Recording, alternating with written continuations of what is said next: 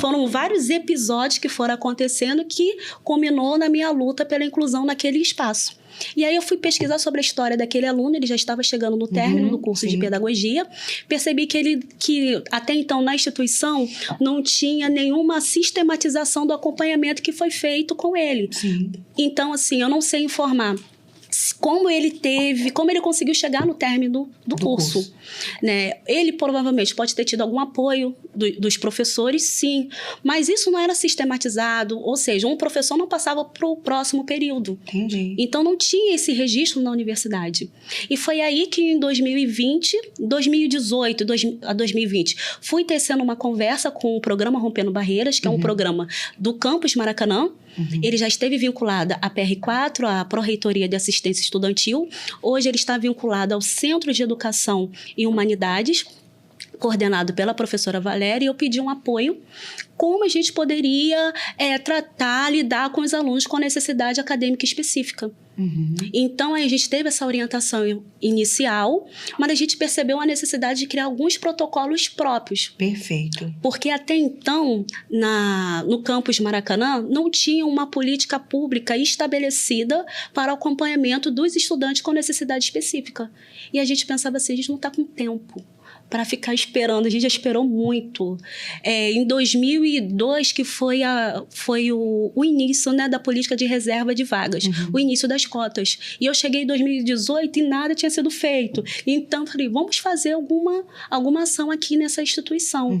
Então, na FEBEF, quando eu encontrei, já tinha professores já tocando essa questão da educação especial inclusiva, mas eu percebia que era algo mais voltado para a educação básica. Para a formação, formação, não tanto para o atendimento do nosso alunado.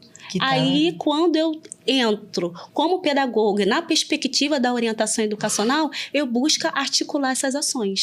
Então, o meu trabalho não é um trabalho da Elaine sozinha, é em colaboração também com o corpo docente, com o corpo técnico, né? É um trabalho que a gente vai fazendo, assim, de formiguinha, tem a colaboração dos estudantes também. Então, quando leu a minha bio, né, eu pensei assim, nossa, como a gente caminha, né? Como a gente caminha, às vezes a gente não se dá conta, né? Mas assim, hoje eu tenho 5 projetos que eu coordeno. E por que a Elaine tem tantos projetos? Porque eu preciso de bolsista. Eu preciso de alunos que me auxiliem também. Então, eu tenho o FEBEF com Rompendo Barreiras, que é o meu primeiro projeto de extensão. Tenho o FEBEF de Portas Abertas, Estreitando os Laços com a Comunidade, que é um projeto voltado para mostrar a FEBEF. Quem é a FEBEF? O que é a FEBEF? Que muitas pessoas não entendem. Que tem uma UERJ em Duque de Caxias, isso é tão importante. Porque se não tivesse esse espaço público lá, eu não teria me formado. Porque na minha época não tinha ProUni, não tinha essas outras possibilidades de realização, né, de cursar o ensino superior como nós temos de 10 anos para cá. E a FEBEF cresceu, né? Cresceu. A UERJ na Baixada Fluminense, em Caxias, ela tem outros cursos. Quando eu fiz, você era só pedagogia. Era só pedagogia. Agora tem mais, gente, tem mais. Aí foi ingressando Geografia, presta atenção, Isso. hein? Temos o curso de Geografia, Pedagogia, Matemática, História e Licenciatura em Cinema e Audiovisual. Todos os 5 cursos são de licenciatura. Olha aí, gente. Então, maravilha. a FEBEF está de portas abertas para você. Isso aí. Perfeito. Olha só, Elaine, eu queria aproveitar, né, para te perguntar como os projetos Rompendo Barreiras e FEBEF, né, de portas abertas, tem impactado a comunidade acadêmica e local. Eu já sei que está lotado, né? O pessoal está procurando. Mas aí, como é que a gente faz, assim, para a gente dizer para os nossos alunos que estão indo para a universidade que eles podem chegar até lá e vão encontrar o quê? O que esse espaço de projeto está fazendo com aquele lugar? Então, fazendo um rebuliço. Buscando fazer um rebuliço do bem. Por quê? Esses projetos, eles têm a função de fazer um mapeamento do quantitativo de estudantes com necessidade acadêmica específica, porque até então a gente não tem um registro da UERJ, não tem um censo para identificar quais são esses estudantes. E aí a gente percebia que eles chegavam na universidade com alguma necessidade, mas ficavam perdidos.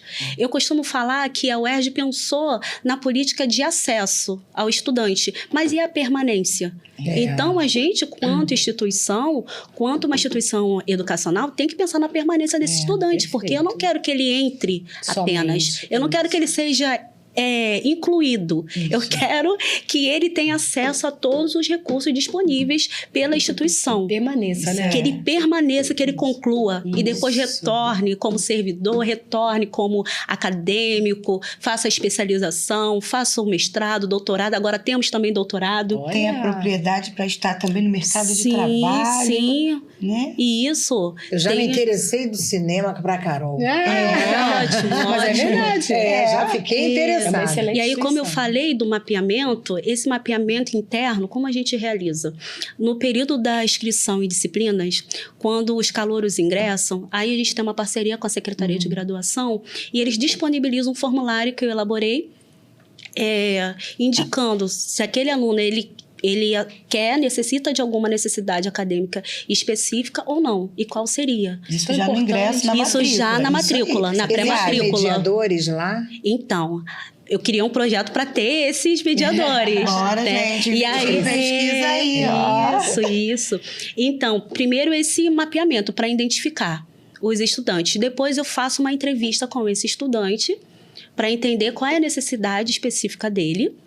E aí eu converso e peço também dicas de se há necessidade de alguma adequação pedagógica. Então, é o estudante que aponta a necessidade. Tem alguns casos que ele até pede para conversar com a família.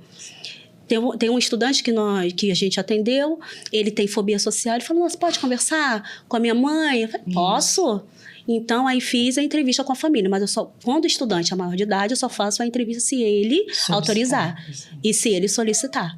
Que interessante, né? E aí, depois dessa entrevista, eu faço um relatório para os professores daquele período letivo. E encaminho para os professores com a autorização do estudante. E aí eles ficam sabendo que aquela turma tem aqueles alunos que precisam ter uma atenção especial, né? Isso. Aí eu faço um drive compartilhado com os professores para eles também indicarem algumas estratégias que eles estão utilizando. Se eles querem compartilhar também algumas estratégias, algumas observações. Maravilhosa, né, gente? Maravilhosa. Eu preciso perguntar uma coisa. A avaliação é adaptada? Dependendo do caso. Dependendo. Se for uma indicação do estudante, é sim. Aí a gente auxilia também o professor. Que ajuda bastante. Sim. E Elaine, você tá assim na front, no front da inclusão. E quais foram os maiores desafios que você enfrentou ao implementar essas práticas inclusivas na universidade? O maior desafio é a questão de mão de obra, né? Pessoas para poder colaborar. Porque, assim, inicialmente eu contei no projeto com o apoio de estudantes voluntários. São quantos universitários hoje na UFEBEF? Tem mais ou menos essa noção? Curiosidade mesmo. Todos. 1.200. São muitos, né? São. Uma pessoa só, realmente. Entendeu? Então, assim, eu, como pedagoga, eu faço acompanhamento desses estudantes da graduação. Também tem a pedagoga da pós-graduação. Da pós-graduação. Mas aí eu foco nesses 1.000 e poucos estudantes, né? Só isso, gente. Só. Maravilhosa, né?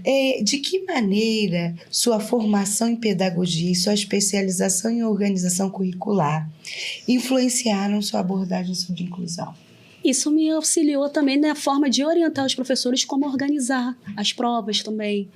Então, essa minha formação contribuiu diretamente na minha atuação profissional. Mas eu falo que a minha atuação profissional acabou contribuindo também para a minha formação. Foi um caminho inverso também. Porque a partir desse contato que eu tive com os estudantes, fiz uma especialização em psicopedagogia, estou terminando o meu doutorado em políticas públicas e formação humana, e a minha pesquisa é sobre a inclusão no ensino superior. Então, eu falo que a minha demanda profissional acabou influenciando também na minha formação. Viu, gente? Porque ela tá no C3Dcast? É isso aí. E se você parar pra pensar, tem tudo a ver, né? Sim, tudo a ver o caminho inverso. Eu gostei disso, do caminho inverso. Do fazer as coisas acontecerem, com né? certeza. Acho que do que você falou agora, o maior diferencial foi quando você pensar no correr da universidade, né? Porque às vezes é tão difícil, às vezes um professor chegar à linguagem daquele determinado aluno é tão difícil, às vezes no ensino médio, imagina no campo universitário. Então, eles terem essa triagem, né? Essa visão inicial de se pode fazer alguma coisa e ver ele se formando, atuando, retornando na pós-graduação.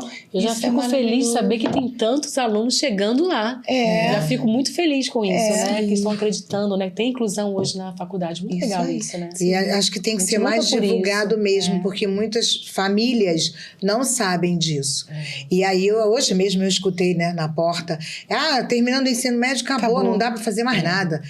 Não, dá. Gente, tem uma chance aí, né? Tem que buscar, pesquisar para ver se consegue fazer aquele link do ensino médio e entrar na universidade, apesar da inclusão. Né? Assim, a gente tem que mostrar para os nossos estudantes que é possível, né?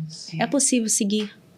Não, e que tem gente lá que vai recepcionar, tem gente estudando para receber, tem um acolhimento, apoio. Um acolhimento, né? Isso. Tem gente igual, né? Vamos dizer assim, tem gente igual lá. Como você enxerga o papel das universidades públicas na promoção da equidade e da diversidade? Eu percebo que tem sido um desafio, mas que precisam ser desenvolvidas nas universidades mais políticas voltadas para a permanência desse estudante. Que eu acho que ainda é pouco diante da necessidade. Tem muita necessidade, Tem né? muita. Porque, vamos pensar assim, atualmente eu faço acompanhamento mais próximo de 20 a 30 estudantes. Se esses 20 e 30 estudantes precisassem de um mediador para aplicar uma prova diferenciada, como eu ia conseguir sozinha fazer isso? Eles não precisam, né? Todos eles não precisam, mas alguns desse grupo realizam uma prova num horário diferenciado. Aí eu conto com os meus bolsistas, conto com o apoio de bolsistas voluntários também, né? Mas a universidade tem que desenvolver mais políticas voltadas para a mediação desses estudantes com necessidade específica. E o desenvolvimento de pesquisa seria o quê? Mais bolsas também. Oferta de mais bolsa que contribua para a permanência do estudante. Tanto o estudante sem necessidade, como com necessidade específica, para poder apoiar nesse processo de inclusão. É tão importante o papel do mediador, né? Ele deveria ser muito valorizado, não só financeiramente, mas como profissão mesmo. É super importante. Uma pessoa que tem qualquer deficiência, se ela não tem alguém para estar ao lado, apoiando, né? Não só fisicamente, emocionalmente, cognitivamente, enfim. É muito importante ter um mediador, um cuidador, alguém que esteja ao lado.